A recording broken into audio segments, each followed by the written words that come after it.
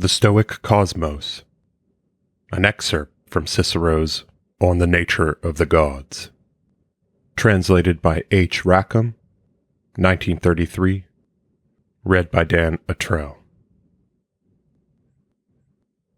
Well, replied the Stoic philosopher Quintus Lucilius Balbus, I will yield to your wish, and I shall be as brief as I can, for indeed, when the errors of Epicurus have been refuted, my argument is robbed of all occasion for prolixity. To take a general view, the topic of the immortal gods which you raise is divided by our school into 4 parts. First, they prove that the gods exist. Next, they explain their nature. Then they show that the world is governed by them. And lastly, that they care for the fortunes of mankind. In our present discourse, however, let us take the first 2 of these heads. The third and fourth, being questions of a greater magnitude, had better, I think, be put off to another time. No, no, cried Cotta. We're at leisure now. And moreover, the subject which we are discussing might fitly claim precedence even of matters of business. The first point, resumed Lucilius Balbus, seemed not even to require arguing. For when we gaze upward to the sky and contemplate the heavenly bodies, what can be so obvious and so manifest as that there must exist some power possessing transcendent intelligence by whom these things are ruled? Were it not so, how comes it that the words of Aeneas carry conviction to all readers? Behold this dazzling vault of heaven, which all mankind as Jove invoke. Aye, and not only as Jove, but as sovereign of the world, ruling all things with his nod, and as Aeneas likewise says, Father of gods and men, a deity omnipresent and omnipotent. If a man doubts this, I really cannot see why he should not also be capable of doubting the existence of the sun. How is the latter fact more evident than the former? Nothing but the presence in our minds of a firmly grasped concept of the deity could account for the stability and permanence of our belief in him, a belief which is only strengthened by the passage of ages and grows more deeply rooted with each successive generation of mankind. In every other case, we see that fictitious and unfounded opinions have dwindled away with lapse of time. Who believes that the hippocentaur or the chimera ever existed? Where can you find an old wife senseless enough to be afraid of the monsters of the lower world that were once believed in?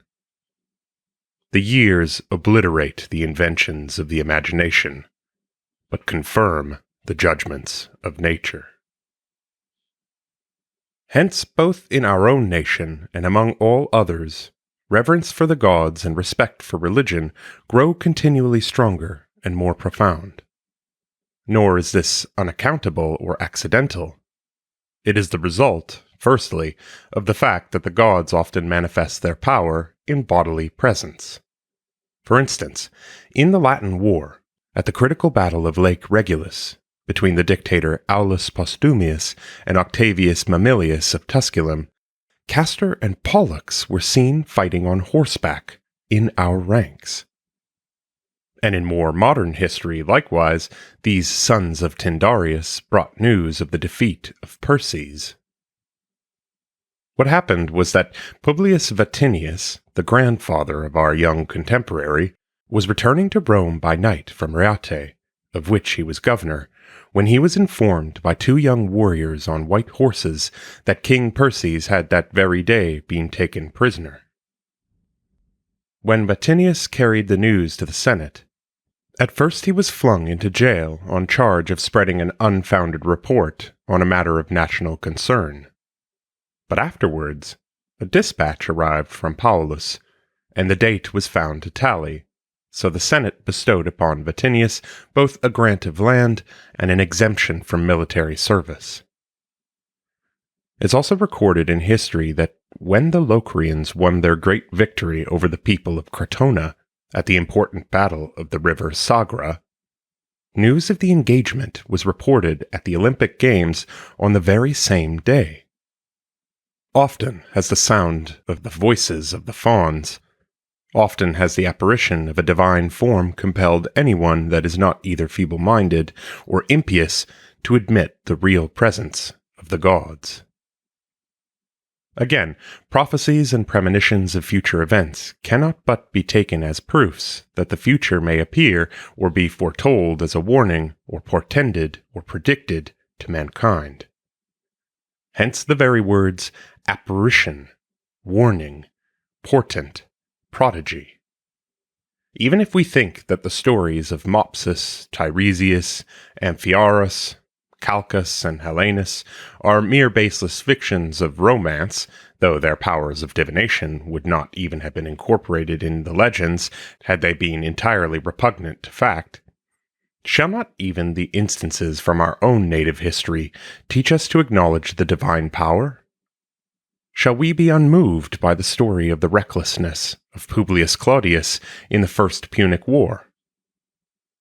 Claudius, merely in jest, mocked at the gods when the chickens, on being released from their cage, refused to feed. He ordered them to be thrown into the water so that, as they would not eat, they might drink. But the joke cost the jester himself many tears and the Roman people a great disaster, for the fleet was severely defeated. Moreover, did not his colleague Unius during the same war lose his fleet in a storm after failing to comply with the auspices?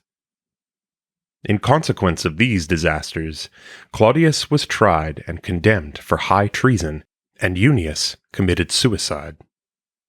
Caelius writes that Caius Flaminius, after ignoring the claims of religion, fell at the Battle of Trasimene, when a serious blow was inflicted on the state. The fate of these men may serve to indicate that our empire was won by those commanders who obeyed the dictates of religion. Moreover, if we care to compare our national characteristics with those of foreign peoples, we shall find that, while in all other respects, we are only the equals, or even the inferiors of other people, yet in the sense of religion, that is, in reverence for the gods, we are far superior. Or are we to make light of the famous augural staff of Attus Navius, wherewith he marked out the vineyard into sections for the purpose of discovering the pig? I would agree that we might do so, had not King Hostilius fought great and glorious wars under the guidance of Attus's augury. But owing to the carelessness of our nobility, the augural lore has been forgotten, and the reality of the auspices has fallen into contempt, only the outward show being retained. And in consequence, highly important departments of public administration, and in particular the conduct of wars upon which the safety of the state depends, are carried on without any auspices at all. No taking of omens when crossing rivers, none when lights flash from the points of the javelins, none when men are called to arms, owing to which wills made on active service have gone out of existence, since our generals only enter on their military command when they have laid down their augural powers. But among our ancestors, religion was so powerful that some commanders actually offered themselves as victims to the immortal gods on behalf of the state, veiling their heads and formally vowing themselves to death. I could quote numerous passages from the Sibylline prophecies and from the oracles of soothsayers in confirmation of facts that no one really ought to question. Why, in the consulship of Publius Scipio and Gaius Figulus, both our Roman augural lore and that of the Etruscan soothsayers were confirmed by the evidence of actual fact. Tiberius Gracchus, then consul for the second time, was holding the election of his successors. The first returning officer, in the very act of reporting the persons named as elected, suddenly fell dead. Gracchus nevertheless proceeded with the election. Perceiving that the scruples of the public had been aroused by the occurrence, he referred the matter to the Senate. The Senate voted that it be referred to the customary officials. Soothsayers were sent for and pronounced that the returning officer for the elections had not been in order. Thereupon, Gracchus, so my father used to tell me, burst into a rage. "How now," he cried, "was I not in order? I put the names to the vote as consul, as augur, and with auspices taken. Who are you, Tuscan barbarians, to know the Roman constitution, and to be able to lay down the law as to our elections?" And accordingly, he then sent them about their business. Afterwards, however, he sent a dispatch from his province to the College of Augurs to say that, while reading the sacred books, it had come to his mind that there had been an irregularity when he took Scipio's park as the site for his augural tent. For he had subsequently entered the city bounds to hold a meeting of the Senate, and when crossing the bounds again on his return, had forgotten to take the auspices, and that, therefore, the consuls had not been duly elected. The College of Augurs referred the matter to the Senate. The Senate decided that the consuls must resign. They did so. What more striking instances can we demand? A man of the greatest wisdom, and I may say unrivaled distinction of character, preferred to make public confession of an offense that he might have concealed rather than that the stain of impiety should cling to the commonwealth. The consuls preferred to retire on the spot from the highest office of state rather than hold it for one moment of time in violation of religion. The augur's office is one of high dignity. Surely the soothsayer's art is also divinely inspired. Is not one who considers these and countless similar facts compelled to admit that the gods exist? If there be persons who interpret the will of certain beings, it follows that those beings must themselves exist.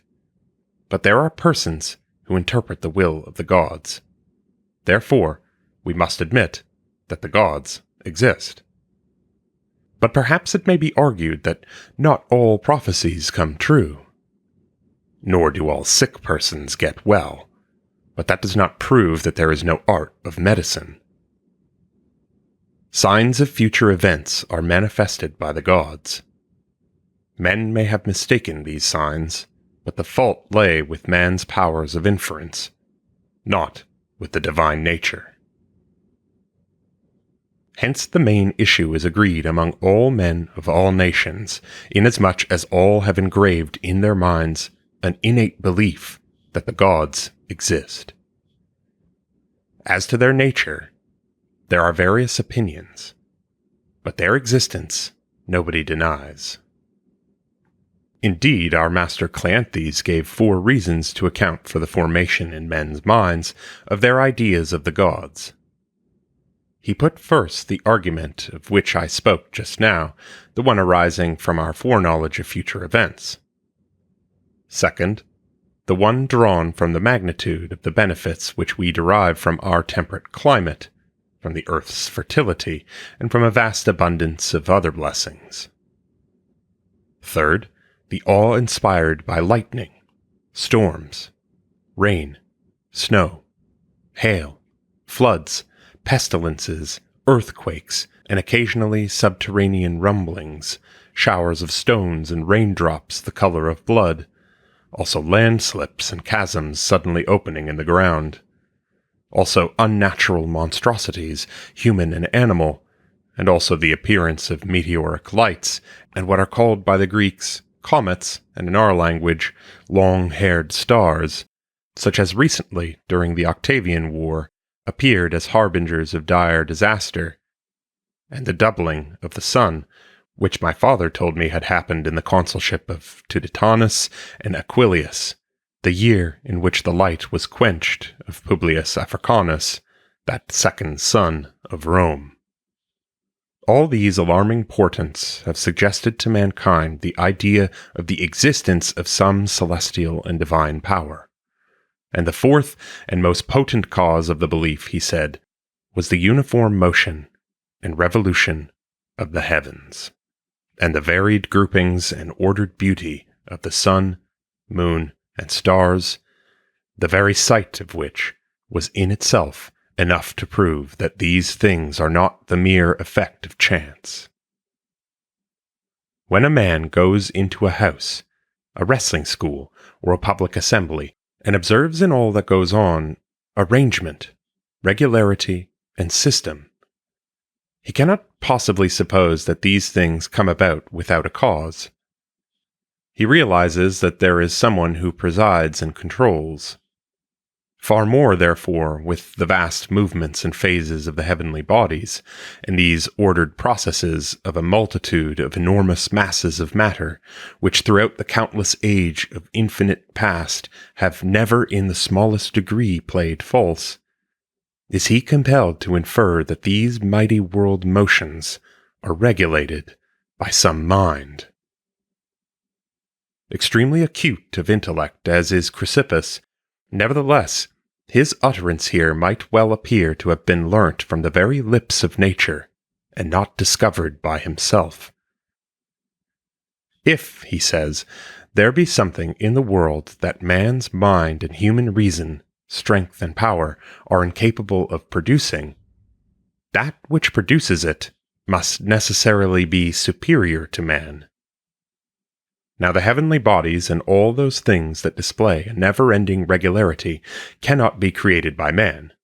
Therefore, that which creates them is superior to man.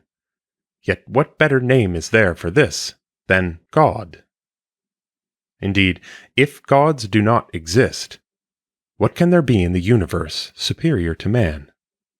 For he alone possesses reason, which is the most excellent thing that can exist. But for any human being in existence to think that there is nothing in the whole world superior to himself would be an insane piece of arrogance. Therefore, there is something superior to man. Therefore, God does exist. Again, if you see a spacious and beautiful house, you could not be induced to believe, even though you could not see its master, that it was built by mice and weasels. If then you were to imagine that this elaborate universe, with all the variety and beauty of the heavenly bodies and the vast quantity and extent of sea and land, were your abode, and not that of the gods, would you not be thought absolutely insane? Again, do we not also understand that everything in a higher position is of greater value, and that the earth is the lowest thing, and is enveloped by a layer of the densest kind of air? Hence, for the same reason, what we observe to be the case within certain districts and cities, I mean that their inhabitants are duller witted than the average, owing to the more compressed quality of the atmosphere, has also befallen the human race as a whole, owing to its being located on the earth, that is, in the densest region of the world. Yet even man's intelligence must lead us to infer the existence of a mind in the universe, and that a mind of surpassing ability, and in fact, divine. Otherwise, whence did man pick up, as Socrates says in Xenophon, the intelligence that he possesses? If anyone asks the question, whence do we get the moisture and the heat diffused throughout the body, and the actual earthy substance of the flesh, and lastly, the breath of life within us, it is manifest that we have derived the one from the earth, the other from water, and the other from air, which we inhale in breathing. But where did we find? Whence did we abstract that other part of us which surpasses all of these? I mean, our reason, or if you like to employ several terms to denote it, our intelligence, deliberation, thought, wisdom. Is the world to contain each of the other elements, but not this one, the most precious of them all? Yet beyond question, nothing exists among all things that is superior to the world, nothing that is more excellent or more beautiful. And not merely does nothing superior to it exist, but nothing superior can even be conceived. And if there be nothing superior to reason and wisdom, these faculties must necessarily be possessed by that being which we admit to be superior to all others. Again, consider the sympathetic agreement, interconnection, and affinity of things. Whom will this not compel to approve the truth of what I say? Would it be possible for the earth at one definite time to be gay with flowers and then in turn all bare and stark? Or for the spontaneous transformation of so many things about us to signal the approach and the retirement of the sun at the summer and winter solstices? Or for the tides to flow and ebb in the seas and straits with the rising and setting of the moon? Or for the different courses of the stars to be maintained by the one revolution of the entire sky? These processes and this musical harmony of all the parts of the world assuredly would not go on were they not maintained in unison by a single divine and all-pervading spirit. When one expounds these doctrines in a fuller and more flowing style, as I propose to do, it is easier for them to evade the captious objections of the Academy. But when they are reduced to brief syllogistic form, as was the practice of Zeno, they lie more open to criticism. A running river can almost or quite entirely escape pollution, whereas an enclosed pool is easily sullied. Similarly, a flowing stream of eloquence sweeps aside the censures of the critic, but a closely reasoned argument defends itself with difficulty. The thoughts that we expound at length, Zeno used to compress into this form: that which has the faculty of reason is superior to that which has not the faculty of reason, but nothing is superior to the world. Therefore, the world has the faculty of reason. A similar argument can be used to prove that the world is wise and happy and eternal, for things possessed of each of these attributes are superior to things devoid of them, and nothing is superior to the world. From this it will follow that the world is God. Zeno also argued this. Nothing devoid of sensation can have a part of itself that is sentient. But the world has parts that are sentient. Therefore, the world is not devoid of sensation. He also proceeds to press the argument more closely. Nothing, he says, that is inanimate and irrational can give birth to an animate and rational being. But the world gives birth to animate and rational beings. Therefore, the world is animate and rational. Furthermore, he proved his argument by means of one of his favorite comparisons as follows. If flutes playing musical tunes grew on an olive tree, surely you would not question that the olive tree possessed some knowledge of the art of flute playing. Or, if plane trees bore well-tuned lutes, doubtless you would likewise infer that the plane trees possessed the art of music. Why then should we not judge the world to be animate and endowed with wisdom, when it produces animate and wise offspring? However, having begun to treat the subject in a different way from that which I proposed at the beginning, for I said that this part required no discussion, since the existence of the gods was manifest to everybody, in spite of this, I should like to prove even this point by means of arguments drawn from physics or natural philosophy. It is a law of nature that all things capable of nurture and growth contain within them a supply of heat, without which their nurture and growth would not be possible. For everything of a hot, fiery nature supplies its own source of motion and activity, but that which is nourished and grows possesses a definite and uniform motion, and as long as this motion remains with us, so long sensation and life remain, whereas so soon as our heat is cooled and quenched, we ourselves perish and are extinguished.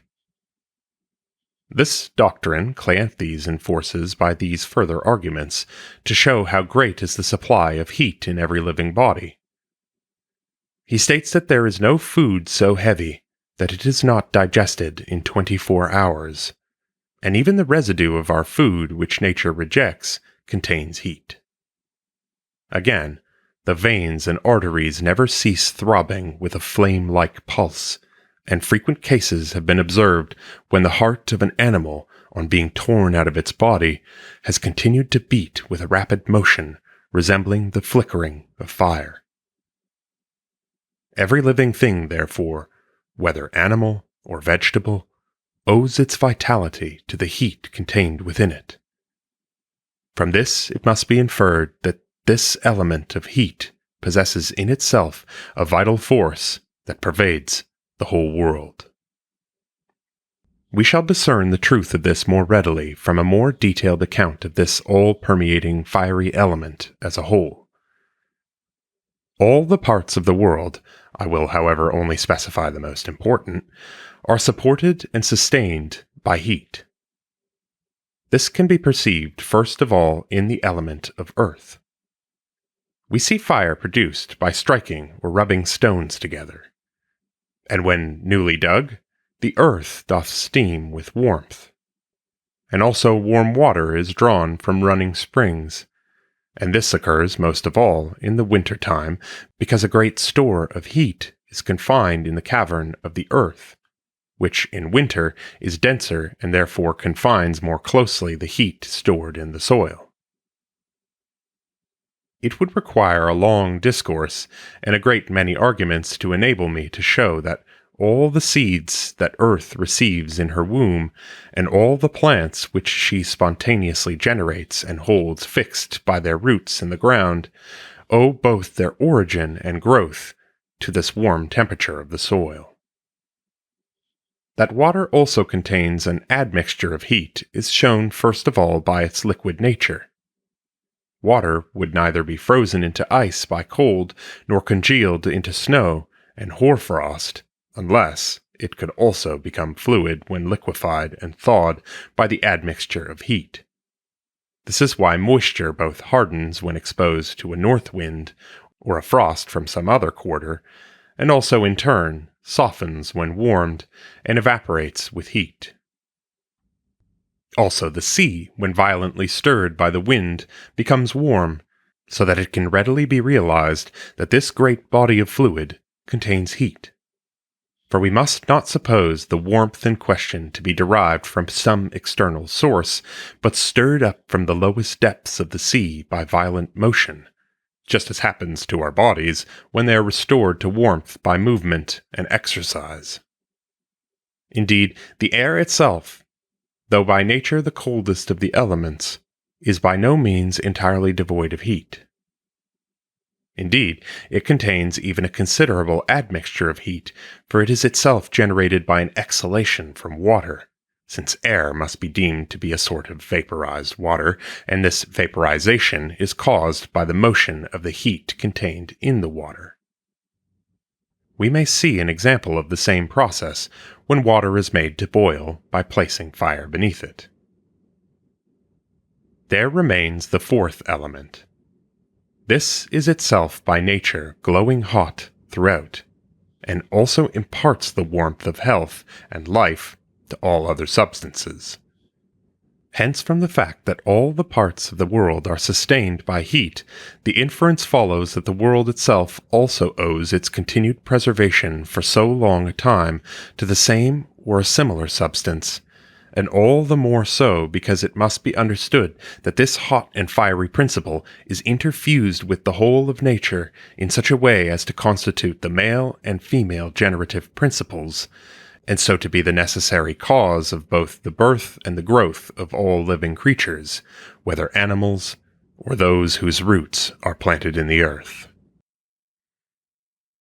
There is therefore an element that holds the whole world together and preserves it, and this is an element possessed of sensation and reason, since every natural object that is not a homogeneous and simple substance, but a complex and composite one, must contain within it some ruling principle.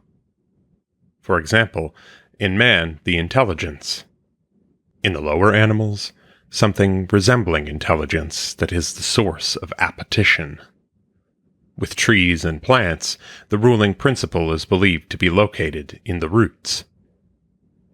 I use the term ruling principle as the equivalent of the Greek hegemonikon, meaning that part of anything which must and ought to have supremacy in a thing of that sort. Thus it follows that the element which contains the ruling principle of the whole of nature must also be the most excellent of all things, and the most deserving of authority and sovereignty over all things. Now, we observe that the parts of the world, and nothing exists in all the world which is not a part of the whole world, possesses sensation and reason. Therefore, it follows that that part which contains the ruling principle of the world must necessarily possess sensation and reason, and these in a more intense and higher form.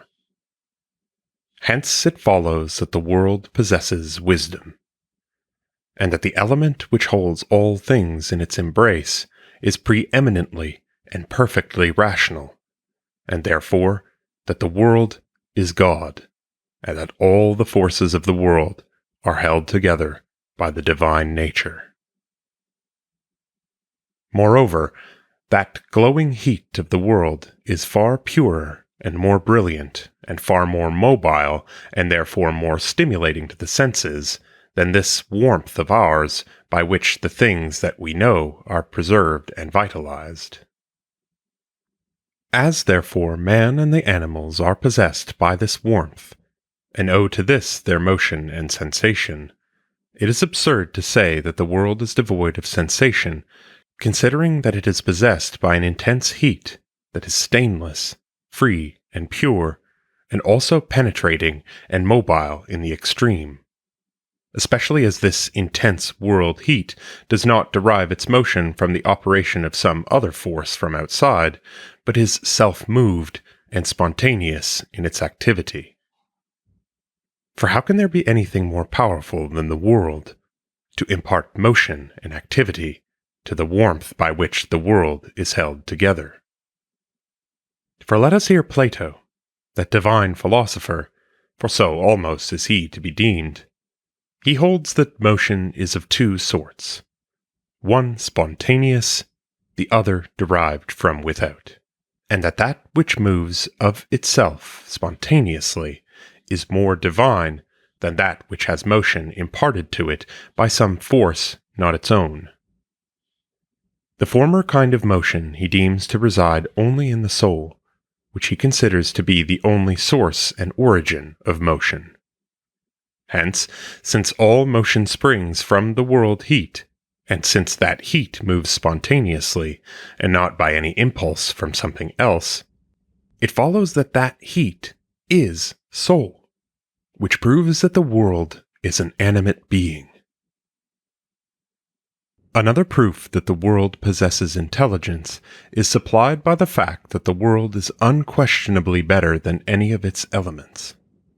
For even as there is no part of our body that is not of less value than we are ourselves, so the whole universe must needs be of higher worth than any portion of the universe.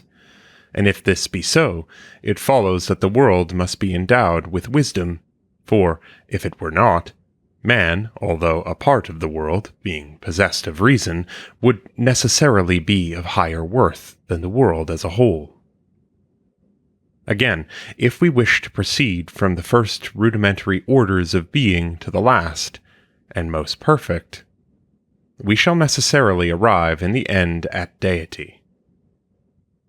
We notice the sustaining power of nature first in the numbers of the vegetable kingdom, towards which her bounty was limited to providing for their preservation by means of the faculties of nurture and growth. Upon the animals she bestowed sensation and motion, an appetite or impulse to approach things wholesome and retire from things harmful. For man, she amplified her gifts by the addition of reason, whereby the appetites might be controlled and alternately indulged and held in check. But the fourth and highest grade is that of beings born by nature, good and wise, and endowed from the outset with the innate attributes of right reason and consistency. This must be held to be above the level of man. It is the attribute of God, that is, of the world, which must needs possess that perfect and absolute reason of which I spoke. Again, it is undeniable that every organic whole must have an ultimate ideal of perfection. As in vines or cattle, we see that, unless obstructed by some force, nature progresses on a certain path of her own to her goal of full development, and, as in painting, architecture, and other arts and crafts, there is an ideal of perfect workmanship. Even so, and far more in the world of nature, as a whole, there must be a process towards completeness and perfection. The various limited modes of being may encounter many external obstacles to hinder their perfect realization, but there can be nothing that can frustrate nature as a whole, since she embraces and contains within herself all modes of being. Hence it follows that there must exist this fourth and highest grade, unassailable by any external force.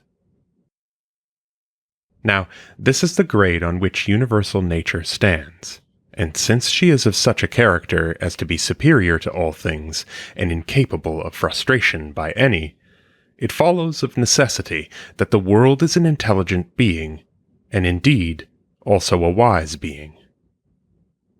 Again, what can be more illogical than to deny that the being which embraces all things must be the best of all things, or, admitting this, to deny that it must be, first, possessed of life, secondly, rational and intelligent, and lastly, endowed with wisdom? How else can it be the best of all things?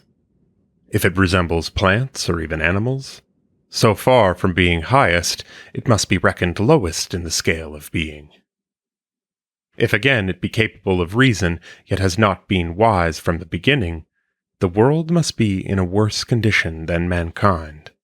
For a man can become wise, but if in all the eternity of past time the world has been foolish, obviously it will never attain wisdom, and so it will be inferior to man, which is absurd.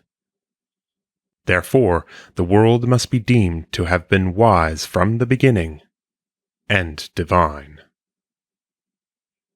In fact, there is nothing else beside the world that has nothing wanting, but is fully equipped and complete and perfect in all its details and parts.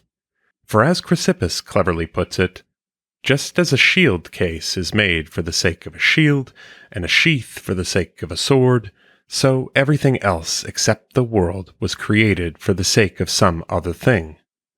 Thus, the corn and fruits produced by the earth were created for the sake of animals, and animals for the sake of man.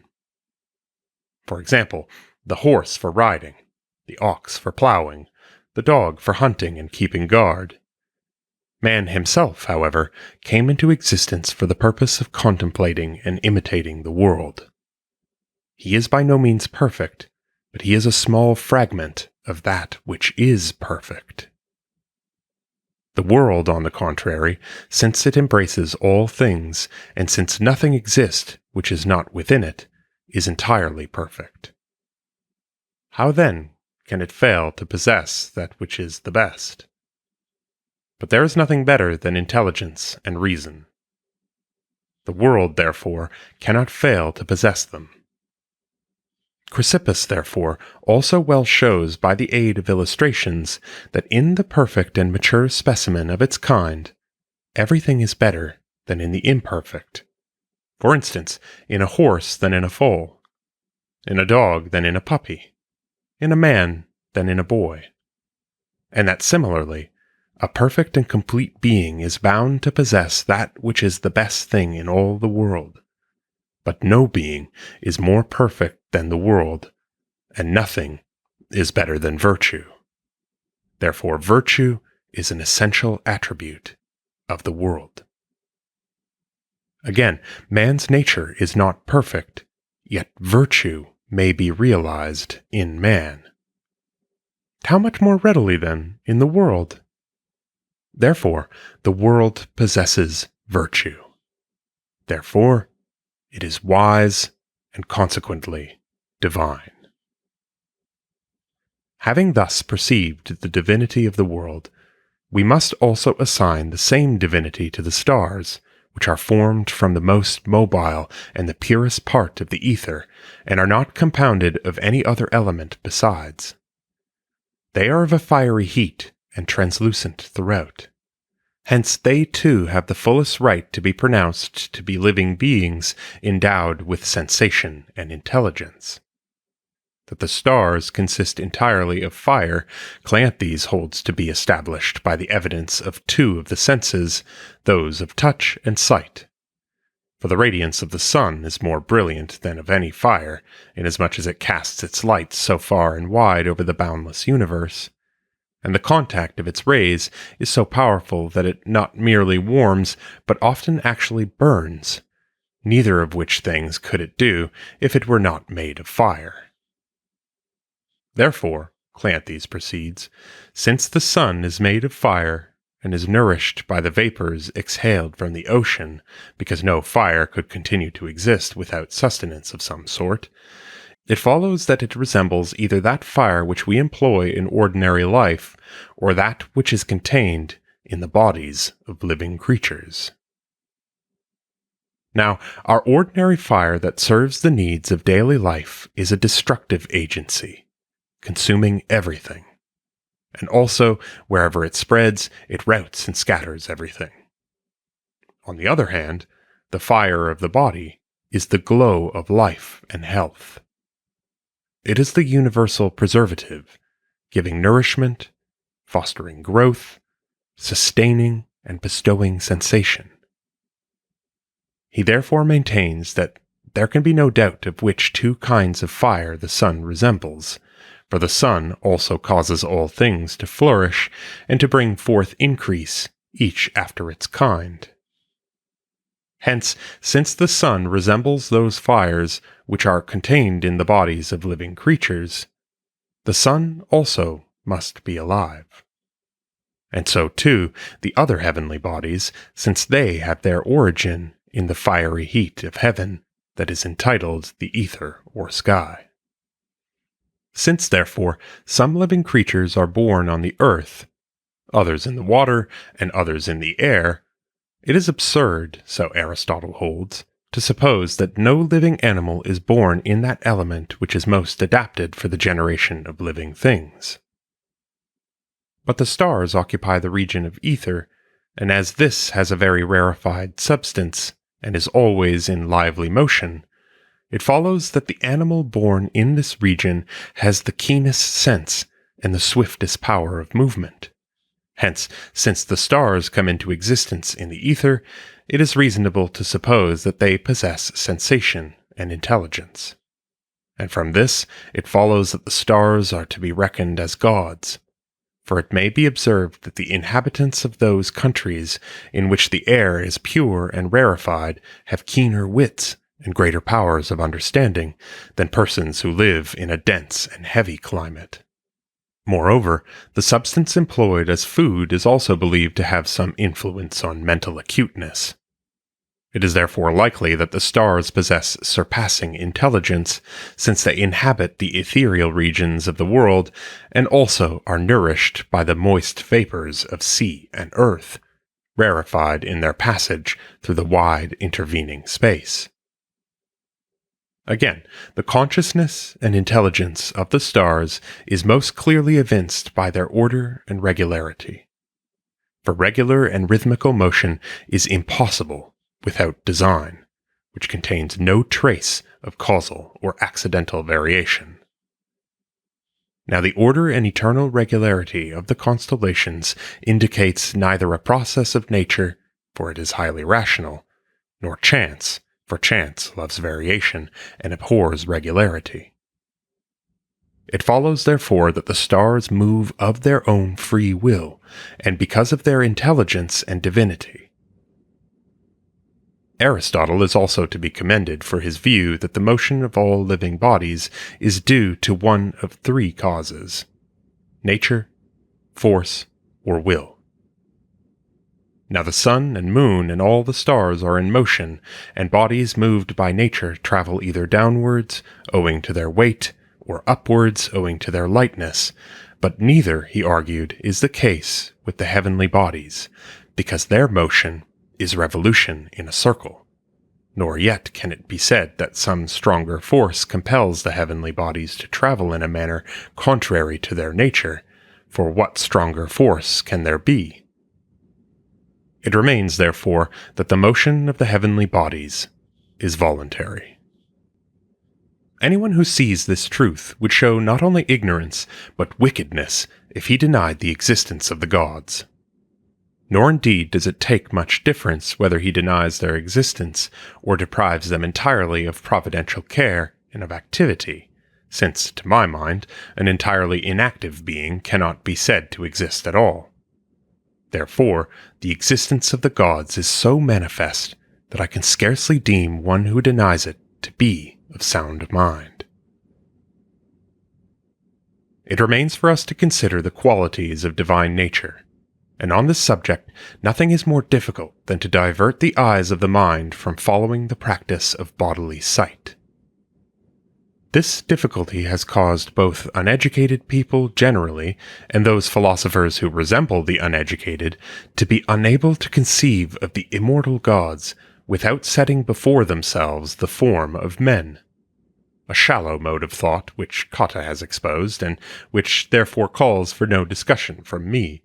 But assuming that we have a definite and preconceived idea of a deity as, first, a living being, and secondly, a being unsurpassed in excellence by anything else in the whole of nature, I can see nothing that satisfies this preconception or idea of ours more fully than, first, the judgment that this world, which must necessarily be most excellent of all things, is itself a living being and a god. Let Epicurus jest at this notion as he will, and he is a person who jokes with difficulty and has but the slightest smack of his native Attic wit. Let him protest his inability to conceive of God as a round and rotating body. Nevertheless, he will never dislodge me from one belief which even he himself accepts. He holds that gods exist on the ground that there must necessarily be some mode of being of outstanding and supreme excellence. Now, clearly nothing can be more excellent than the world, nor can it be doubted that a living being endowed with sensation, reason, and intelligence must excel a being devoid of those attributes. Hence it follows that the world is a living being, and possesses sensation, intelligence, and reason, and this argument leads to the conclusion that the world is God. But these points will appear more readily a little later merely from a consideration of the creatures that the world produces.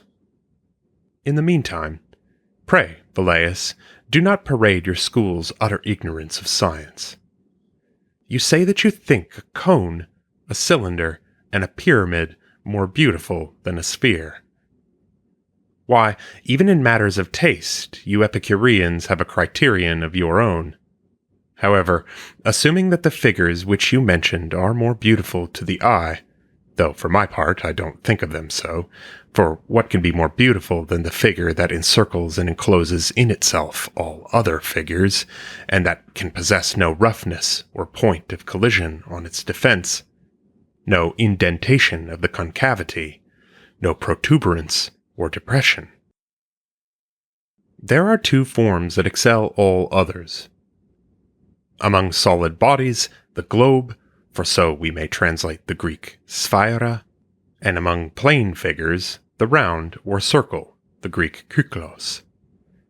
Well then, these two forms alone possess the property of absolute uniformity in all their parts, and of having every point on the circumference equidistant from the center, and nothing can be more compact than that.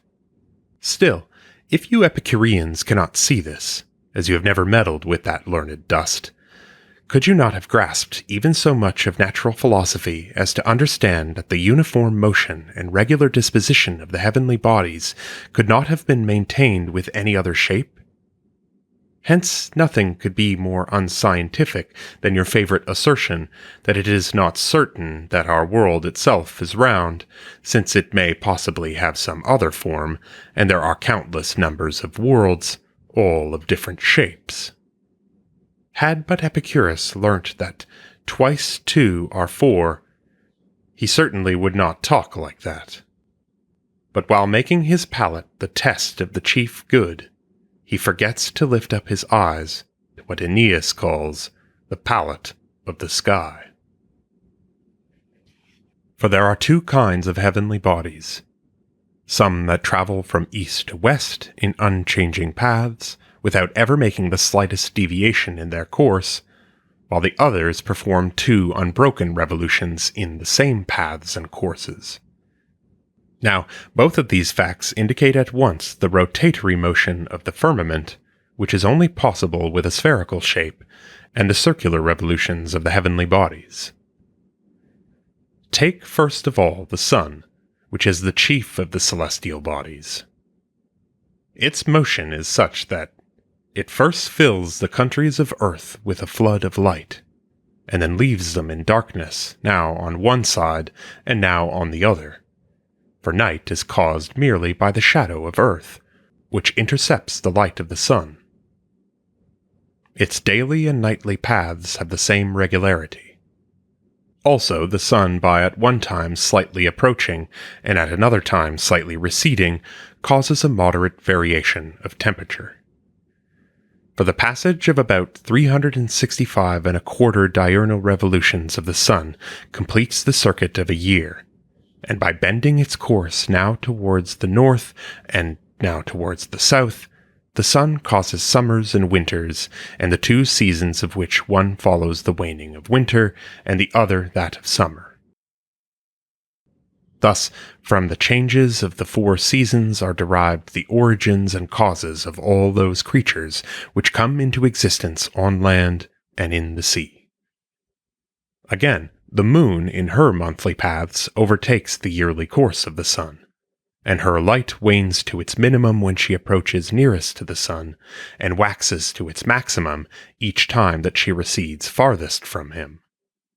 And not only is her shape and outline altered by her alternate waxing and waning, or returning to her starting point, but also her position in the sky, which at one time is in the north and another in the south. The moon's course also has a sort of winter and summer solstice, and she emits many streams of influence which supply animal creatures with nourishment and stimulate their growth, and which cause plants to flourish and attain maturity. Most marvelous are the motions of the 5 stars, falsely called planets, or wandering stars, for a thing cannot be said to wander if it preserves for all eternity fixed and regular motions, forward and backwards, and in other directions. And this regularity is all the more marvelous in the case of the stars we speak of, because at one time they are hidden, and at another they are uncovered again. Now they approach, now they retire, now precede, now follow, now move faster, now slower, now do not move at all, but remain for a time stationary. On the diverse motions of the planets, the mathematicians have based what they call the Great Year, which is completed when the sun, moon, and 5 planets, having all finished their courses, have returned to the same positions relative to one another. The length of this period is hotly debated, but it must necessarily be a fixed and definite time. For the planet called Saturn's, the Greek name of which is Phainon, the shiner, which is the farthest away from the Earth, completes its orbit in about 30 years, in the course of which period it passes through a number of remarkable phases, at one time accelerating and at another time retarding its velocity, now disappearing in the evening and then reappearing in the morning, yet without varying in the least degree throughout all the ages of eternity, but always doing the same things at the same times. Below this, and nearer to Earth, moves the star of Jupiter, called Phaeton, the blazing star, which completes the same circuit of the 12 signs of the zodiac in 12 years, and makes the same variations during its course as the star of Saturn. The orbit next below is that of Pyroeis, the fiery, which is called the star of Mars, and this covers the same orbit as the 2 planets above it in 24 months, all but, I think, 6 days. Below this in turn is the star of Mercury, called by the Greeks Stilbon, the gleaming, which completes the circuit of the zodiac in about the period of a year, and is never distant from the sun more than the space of a single sign, though it sometimes precedes the sun and sometimes follows it. Lowest of the 5 planets, and nearest to the earth, is the star of Venus, called in Greek Phosphoros, the light-bringer, and in Latin Lucifer, when it precedes the sun, but when it follows, Hesperos.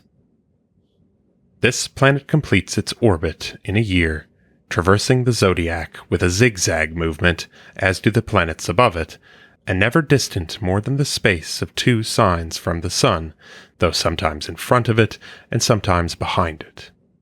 This regularity, therefore, in the stars, this exact punctuality throughout all eternity, notwithstanding the great variety of their courses, is to me incomprehensible without rational intelligence and purpose. And if we observe these attributes in the planets, we cannot fail to enroll even them among the number of the gods.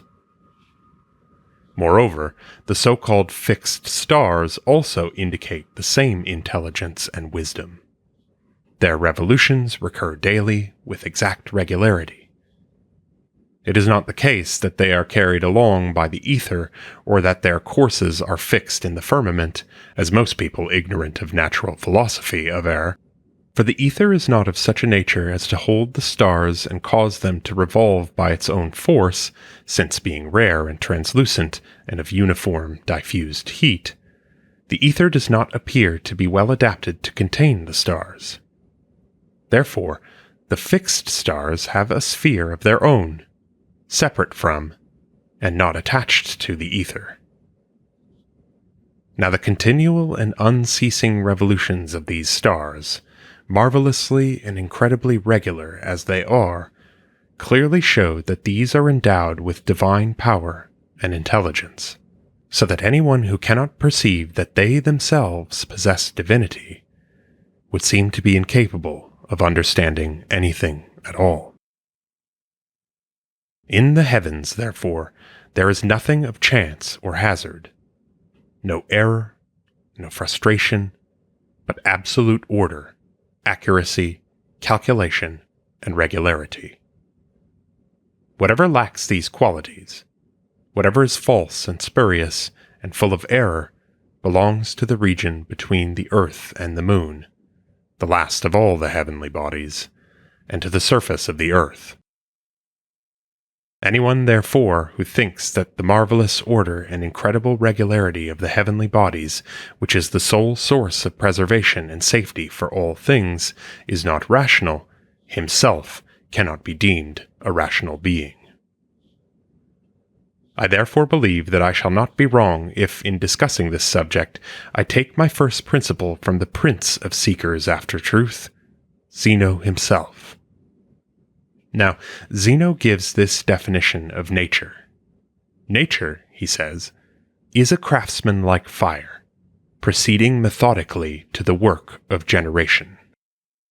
For he holds that the special function of an art or craft is to create and generate, and that what in the process of our arts is done by the hand is done with far more skillful craftsmanship by nature, that is, as I said, by that craftsman-like fire, which is the teacher of the other arts.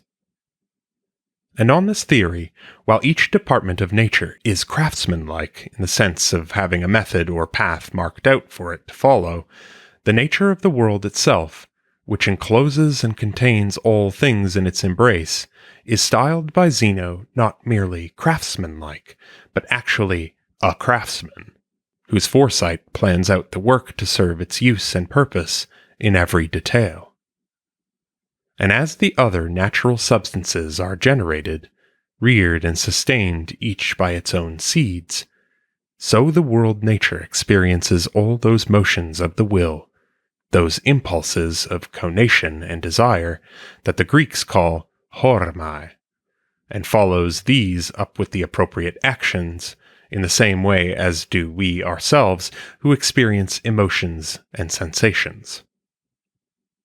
Such being the nature of the world mind, it can therefore correctly be designated as prudence or providence, for in Greek it is termed pronoia.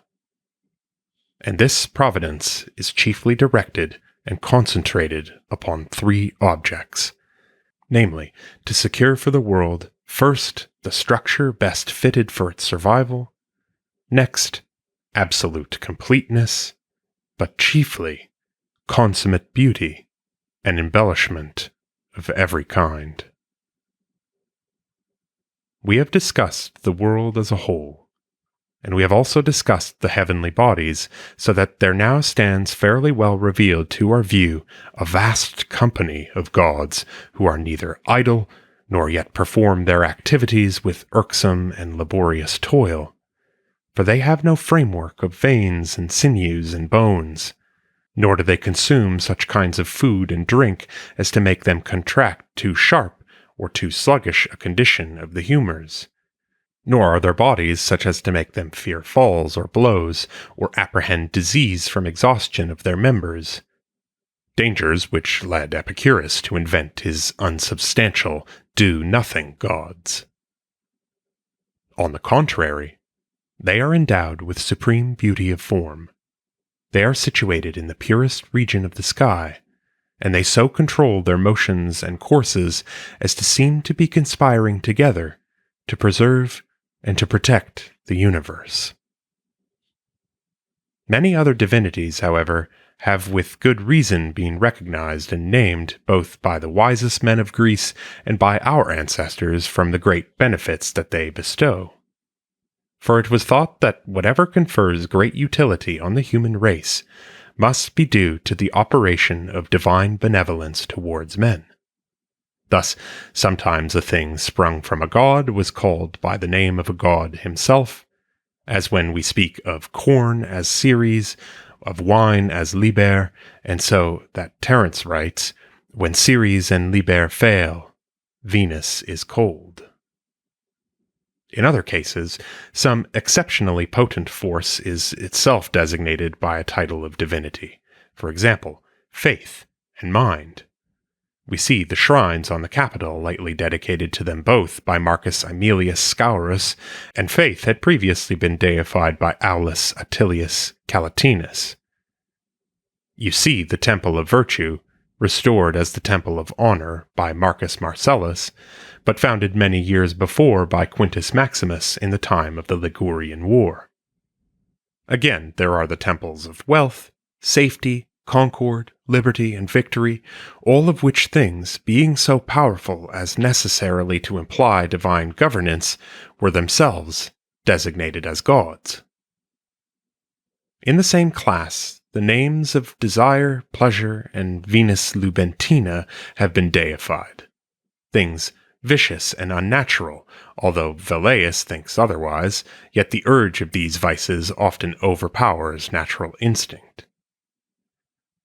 Those gods, therefore, who were the authors of various benefits, owed their deification to the value of the benefits which they bestowed, and indeed, the names that I just now enumerated express the various powers of the gods that bear them. Human experience, moreover, and general custom have made it a practice to confer the deification of renown and gratitude upon distinguished benefactors. This is the origin of Hercules, of Castor and Pollux, of Asclepius, and also of Liber. I mean Liber, the son of Semele, not Liber, whom our ancestors solemnly and devoutly consecrated with Ceres and Libera, the import of which joint consecration may be gathered from the mysteries. But Liber and Libera were so named as Ceres' offspring that, being the meaning of our Latin word liberi, a use of which has survived in the case of Libera, but not of Liber, and this is also the origin of Romulus, who is believed to be the same as Quirinus. And these benefactors were duly deemed divine, as being both supremely good and immortal, because their souls survived and enjoyed eternal life. Another theory also, and that a scientific one, has been the source of a number of deities who, clad in human form, have furnished the poets with legends and have filled man's life with superstitions of all sorts. This subject was handled by Zeno, and was later explained more fully by Cleanthes and Chrysippus. For example, an ancient belief prevailed throughout Greece that Hylas was mutilated by his son Saturn, and Saturn himself thrown into bondage by his son Jove. Now, these immoral fables enshrined a decidedly clever scientific theory. Their meaning was that the highest element of celestial ether, or fire, which by itself generates all things, is devoid of that bodily part which requires union with another for the work of procreation. By Saturn, again, they denoted that being who maintains the course and revolution of seasons and periods of time, the deity actually so designated in Greek, for Saturn's Greek name is Kronos, which is the same as chronos, a space of time. The Latin designation Saturn, on the other hand, is due to the fact that he is saturated or satiated with years. The fable is that he was in the habit of devouring his sons, meaning that time devours the ages and gorges himself insatiably with the years that are past. Saturn was bound by Jove in order that time's courses might not be unlimited, and that Jove might fetter him by the bonds of the stars. But Jupiter himself, the name means the helping father, whom, with a change of inflection, we style Jove from iuare, to help, the poets call him father of the gods and men, and our ancestors entitled him best and greatest, putting the title best, that is most beneficent, before that of greatest, because universal beneficence is greater, or at least more lovable, than the possession of great wealth. It is he, then, who is addressed by Aeneas in the following terms, as I have said before. Behold this dazzling vault of heaven, which all mankind as Jove invoke. More explicitly than in another passage of the same poet, now by whatever power it be that sheds this light of day, I'll lay my curses upon him. It is also whom our augurs mean by the formula, should Jove lighten and thunder, meaning, should the sky lighten and thunder. Euripides, among many fine passages, has this brief invocation. Thou seest the boundless ether's spreading vault, whose soft embrace encompasseth the earth. This deem thou, God of gods, the supreme Jove. The air, lying between the sea and the sky, is, according to the Stoic theory, deified under the name belonging to Juno, sister and wife of Jove, because it resembles and is closely connected with the ether. They made it female and assigned it to Juno because of its extreme softness. The name Juno, however, I believe to be derived from iuare, to help. There remained water and earth to complete the fabled partition of the three kingdoms. Accordingly, the second kingdom, the entire realm of the sea, was assigned to Neptune, Jove's brother, as they hold. His name is derived from nare, to swim, with a slight alteration of the earlier letters and with the suffix seen in portunus, the harbor god, derived from portus, a harbor. The entire bulk and substance of the earth was dedicated to Father Dis, that is, Dives, the rich, and so in Greek, Pluton, because all things fall back into the earth and also arise from the earth. He is said to have married Proserpina, really a Greek name, for she is the same as the goddess called Persephone in Greek.